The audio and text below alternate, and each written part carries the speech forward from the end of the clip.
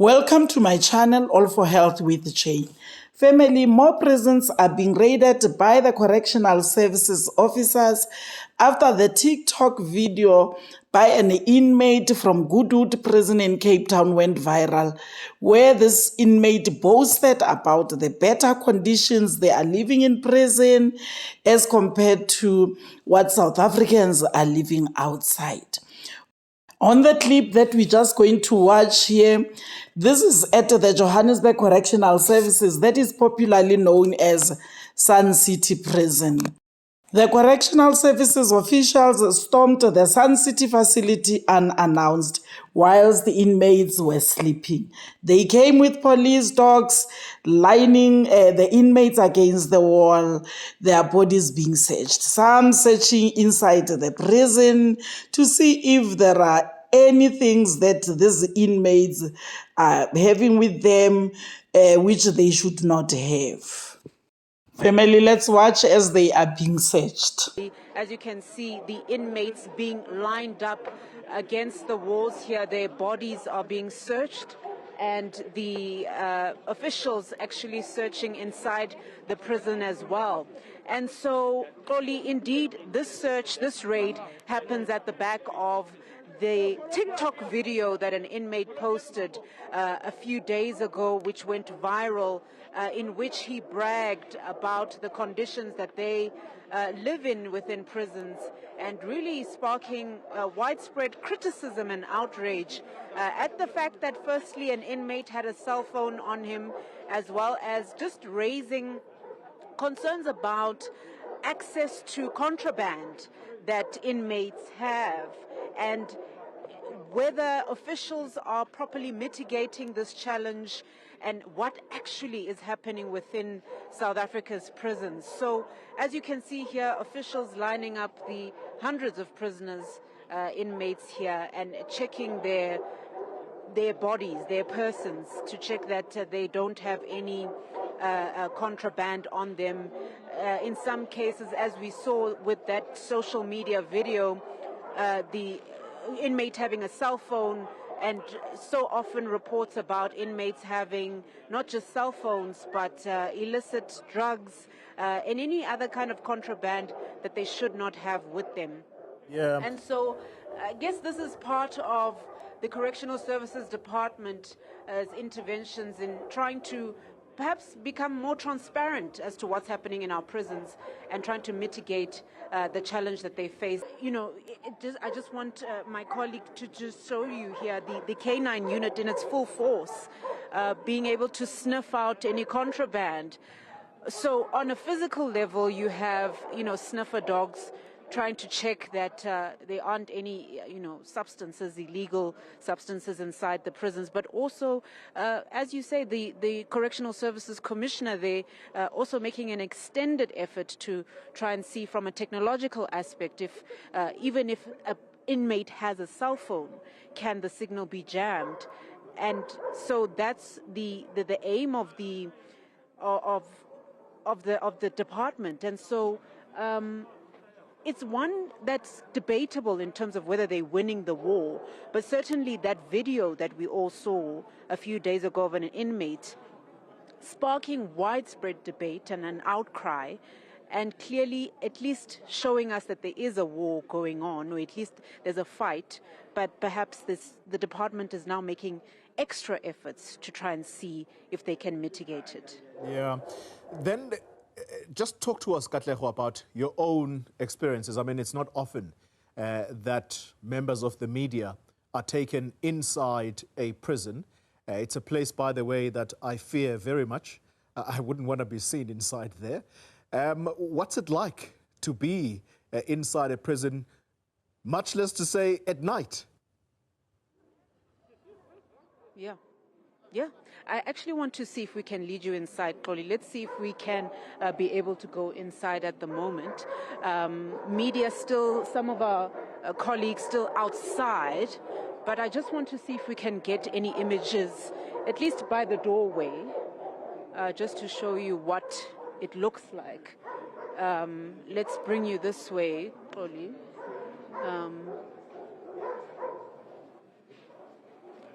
Just leading you inside, Xoli, to see inside where prisoners sleep, their bunk beds here. Moving inside slowly where officials are actually checking the individual beds to see if there's any contraband. I just want to see if we can move in further. Just want to see what is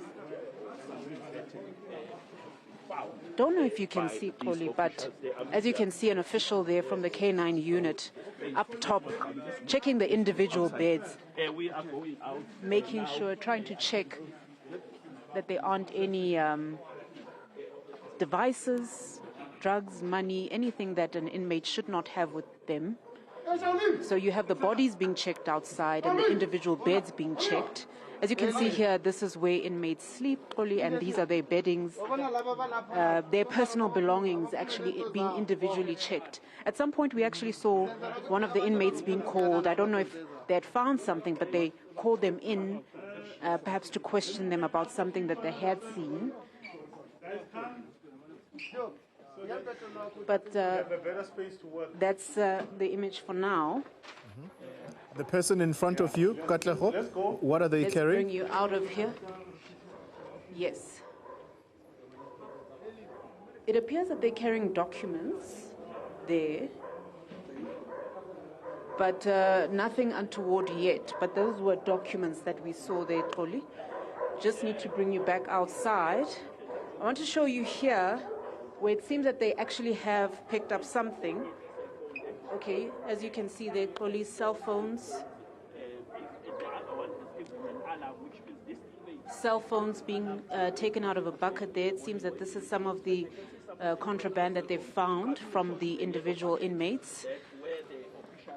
A laptop, it seems, PlayStation controls, and we see the official there taking out cables, chargers, electronic devices, as you can see there, Xoli, being taken out of that bucket. Indeed, contraband found there.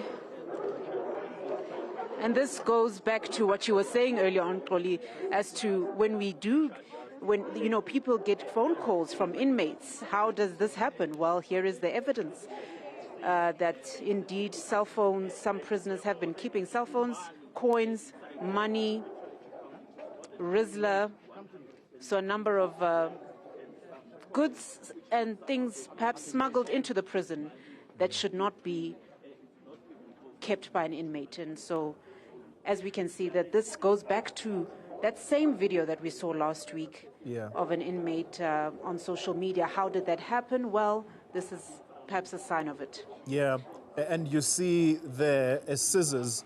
That could be considered a very dangerous weapon, Katleho. I noticed for a moment with the corner of my eye, I noticed Singabako Nxumalo, the spokesperson for the department, and I wonder whether you could have a word or two with him about, so when contraband like this is found in a prisoner's possession, what happens to those people? Because it does appear that there is severe punishment that comes their way. Yes. Okay, let me bring in the commissioner here, Xoli, to just give us a word very quickly. My colleague Njabulo is just turning to face us. The commissioner is here just to have a conversation about that question you asked. Commissioner, thank you so much for your time. We see the raid happening here, some cell phones and electronic devices being brought out of a bucket. Just tell us what you are finding, Commissioner, and are you winning the fight against inmates having things that they shouldn't have? I would say we are winning the fight because we are consistent in what we do. You see, we have chargers here. We found some cell phones, and we don't even have an hour having started with the operation. So it's an operation that we are going to do overnight. And when we finish, we would have cleaned this part of the correctional facility. You see, this is a huge facility. Yeah. So, Commissioner, how many inmates are we talking about in this facility, and how do you How do you win such a thing to make sure that every single inmate doesn't have goods that they shouldn't have? We have more than 5,000 inmates here to ensure that they should not be having these contrabands or bringing them in. We do regular cell phone searches. We also search our own officials, by the way. We run a bagless society, which means when you are a member, you are not allowed to get into the facility with the bag. Okay. We search those that come from courts. But we have those lapses in the security system. We also have our own officials undermining the system, and we discipline them when we catch them. Even here now, as we do the search, some of the offenders are able to say, "No, this thing that I have here that you found on me, this is how it came through," and then we follow up on those that are here. Commissioner, I wonder if there could be a message from your side as a department to communities, because obviously there's a path in which things are smuggled, and it could be from outside, it could be from people relatives, loved ones who know an inmate, in that not just perhaps inside, internally, but outside. Is there a call from your side to communities to adhere to the rules and to understand that it is wrong to smuggle goods to inmates? Well, there are two aspects to it. The first aspect is that by smuggling as a member of the community or family to the offender, you are actually impacting on the record of that offender. You are impacting on the chances of this offender getting rehabilitated, corrected, and being eligible for parole. So you are actually worsening the conditions of this offender inside a correctional facility. That's the first aspect. Now, the second aspect, which for me is very unfortunate, is that you end up also joining the same offender.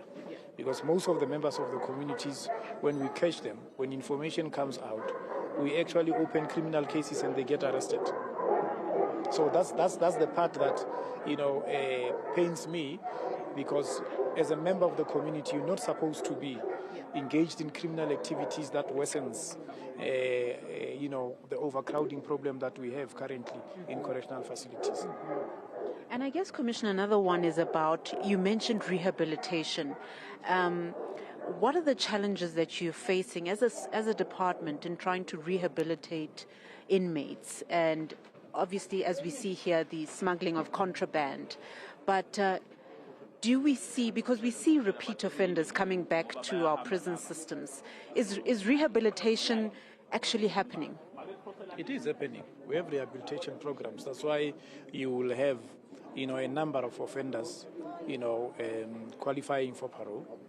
By the way, our reoffending rate is less than 5% in terms of those offenders that qualify for parole. Now, the challenges that we face, number one, obviously, is budget cuts. Since the year, 2020, our budget has been cut with more than 11 billion. Okay. So secondly, is the capacity that we're supposed to have of officials that attend to rehabilitation programs, but also officials that make it conducive for those who attend to rehabilitation programs to be able to do their work. Yes. Now, for a psychologist, for instance, to sit with an offender, there has to be a security official. So we are limited in terms of the reach, in as much as we do implement these programs. We've got good examples of offenders that are in the parole system, that are doing well for themselves. They even have started enterprises. They're employing even members of the community. We follow them because it is important for us to make it a point that they are reintegrated into the society. Yes. Now, Commissioner, what happens to an inmate when they're found with contraband? What's the steps that are taken? Well, we charge them in terms of Section 23 of the Correctional Services Act. We go through the profile, we do a reassessment, we do a reclassification. So what that does, it puts you at a level where now you are going to receive special attention in terms of security arrangements around you as an offender, but also we take a re-look at the programs that you are undergoing, and we adjust them to deal with that behavior. But the problem is, as I've indicated, it impacts on your profile. So when you are now eligible for parole, when we're supposed to consider you for parole, we look at how you've behaved over time in a correctional facility, and in most instances, it works against you as an offender, because we then, instead of releasing you for parole, we refer you back for more rehabilitation programs because of the behavior. Yeah. And I guess, Commissioner, in terms of the inmate we saw days ago posting on social media, is it disappointing from your side? Were you, I guess, as a department, really just disappointed that that happened? And I guess the widespread criticism from the public that it did happen, and how an inmate was able to get a cell phone and post on social media and even have an account with thousands of followers. Was it a disappointment from your side, disappointing feeling? It was beyond disappointment. I mean, we were enraged by that, because an offender is not supposed to be, preoccupying himself or herself with those types of, activities. They're supposed to be attending to rehabilitation and correctional programs. And that's why, upon getting that information, we attended to that offender. We took away the cell phone. And beyond that, obviously we charged him. I've explained the process. But beyond that, at my level, I had to address the management of Kutut. I also had to address the staff in Kutut and indicate to them that because of that incident, for a considerable amount of time at a national level, we are going to attend to Kutut, because it shows that, one, there are management problems. There, two, it shows that there are serious security breaches in terms of the implementation of or complying with our standard operating procedures. So, but as I have indicated, we are continuing with a cleanup operation like this one. Thank you so much, Commissioner. We'll leave it there. Thank you so much. Probably you've heard it there from the National Correctional Services Commissioner, Mr. Tobakale, explaining that they will continue with such raids, and obviously finding quite a lot of contraband here this evening, and really the Correctional Services Department looking to ramp up these kinds of searches and operations, because quite clearly disappointed by that inmate who did post on social media, really outlining a bigger problem of contraband within the correctional services facilities in this country. Family, if you are one of those who do not believe that inmates can have cell phones with them, I think this video is for you. There are people who say there is no way inmates can have cell phones, because when they are arrested, the cell phones are being confiscated from them. I'm saying this video is for you. We don't have to argue about this, because it is possible for these people to have them. Inmates can have laptops with them. Inmates can have cell phones, as we have seen, chargers, and all that. They can have sometimes even guns inside the prisons. That is possible with inmates. And for us to say there is no way they can have it because they are being searched every day, we are just lying to ourselves. Because of that one clip of that inmate who was bragging about being in prison, saying a prison, there is, everything is free. They are having, their luxurious life in prison as compared to us who are outside. Now look what has happened. It has cost the correctional services officials all this, for them to spend sleepless nights having to go on duty and, raid all these prisons. After watching this video, family, you will realize that anything is possible. Anything is possible in prisons. That of saying inmates cannot have phones, maybe a question will be, who is giving them these phones? That's another question. That's a discussion for another day. Because to be honest, family members can do that. I don't want to rule out saying even policemen can do it. They can give them these cell phones. They can sell these cell phones to them. There's a lot of money inside prison. They do have money, these people. So anything is possible. Stop, lying to yourself, saying there is no way they can have cell phones because they are being confiscated when they are arrested. Or how do they get them? It's another question. So, family, this was proof. We have seen it today. Thank you very much, family, for watching this video to the end. Please like it before you leave. Subscribe for my channel if you haven't done so yet. I love you, family. Thank you. Bye.